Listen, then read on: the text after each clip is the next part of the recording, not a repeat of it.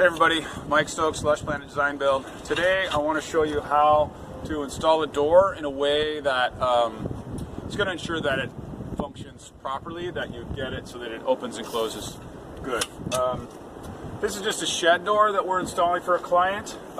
It's actually backwards.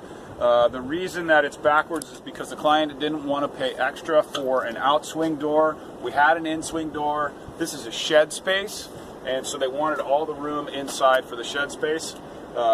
It's not perfect. It's not I wouldn't do it in my own house, but that's what they said they wanted to do, so we're going to go ahead and do it. But more importantly, what I want to show you today is how to set the door and make it plumb and level so that it functions properly. So the very first thing that I do that most people I think kind of miss is I'll check the hinge side for plumb, and this one is out of plumb. Its point is that whichever way the door needs to move, if it needs to move this way, then you leave a gap up here and you've got a tightness down here, and you're going to set your first screw on the bottom. And if it needs to move the other way, instead of moving that way, if it has to move this way, then you're going to set the screw on the top.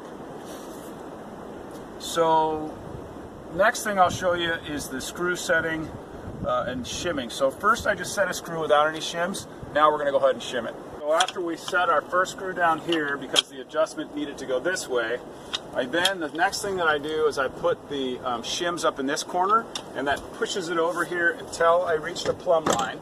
So you can see that it's nice and plumb on the hinge side.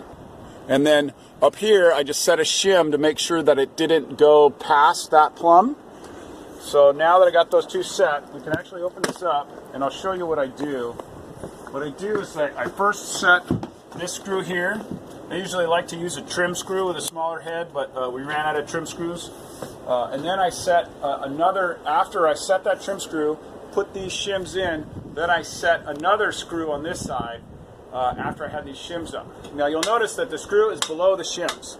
I put the screw below the shims so that if later I need to adjust it, I can back the screw out and move the shims back and forth if I need to. We installed the hinge side of the door. What we found was that for some reason that it was too tight over here and it wasn't closing. And we checked to make sure everything was square and level and plumb. It was, and so to fix that, what we did was we just put some extra long screws through the hinges and sucked the whole door back. I don't recommend using these. This was the only thing I had on site, which is a deck screw, which has got a little bit of a lip on the back, which makes it stick out a little proud. So what I'll probably do afterwards is pull these out and then put a proper long door screw in here that won't sit proud. But by doing that, top and bottom, I can set it in the middle if I need to. Now the door will close.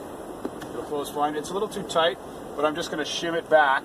You can see the reveal line is nice there. Once I shim this all back, it'll be a nice clean close. And then the last thing that I just wanted to show you at this segment was once we got those set, then I set the bottom with the screw and shimmed it. I actually set these shims loose because I wanted it to suck over as much as it could.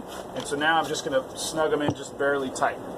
And like I said before, what we're going to do is come back and we'll pin nail the shims in place once we're finished. So we set the screws so we can adjust it, and then at the end we put finish nails in to lock the shims in place. The next problem that we ran into is that this was bowing in a little bit, which the door was catching on. So Paul stood on the other side and held these shims in, and I held these shims in, and then we pushed them back until we got this reveal to be where we wanted it. So we pushed it back, and then we held this in place. They opened the door, and while we were holding those up, then we pin nailed them in place. And so now that problem of it bowing in is solved, and we can close the door. Nice and easy. And now what we'll do is we'll fill in the gaps. We'll put another set of shims here, another set of shims here, 2 sets of shims on the top, and then this side we might put 1 or 2 sets of shims. We'll pin nail everything in place, and then that'll be that. The other thing you'll notice is that the plane is real good here. So the plane, because if you get it out of sorts this way, then the door will kick out on the top or on the bottom, but it's nice and straight. We didn't run into any problems on that one here. the wall happened to be nice and plain and flush and square and plumb. Sometimes you'll have a wall that twists like this, and then you have to get a little bit more creative with your front to back and making sure that both sides match. All these shims are now nailed in place with the finish nailer. I like to use a long finish nail, like a 2-inch or a 2.5. The reveal is nice and good there, good gap, about 3/16 to a quarter. I think it's fine. It's going to operate fine. We're in a damp climate, so I like to have the reveal a little bit larger, just in case the door does swell a little bit. Some of the wood core swells a little bit. And then the other thing I was just going to show you again, the plunge cutter is such an awesome tool for cleaning up.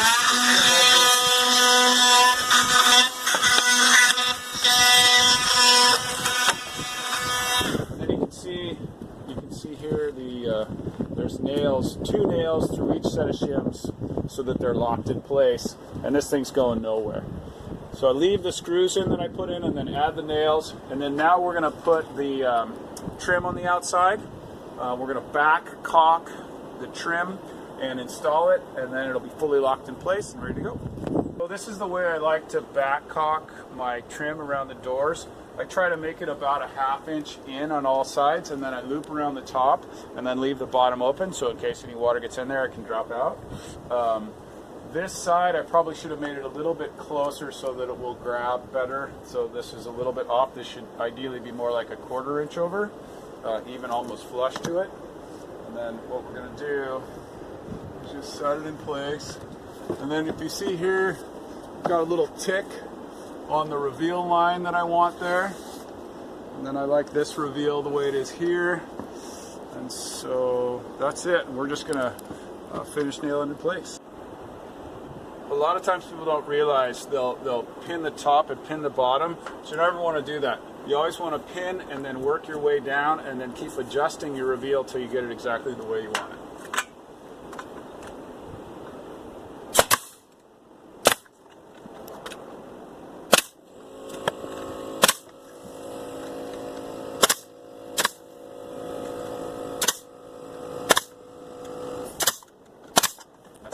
Finished product, trimmed and sealed.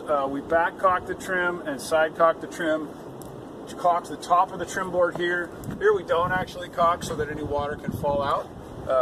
And then opens and closes nicely. That's it. Hope that was helpful. Please subscribe and hit your notification bell for future videos. Have a great day.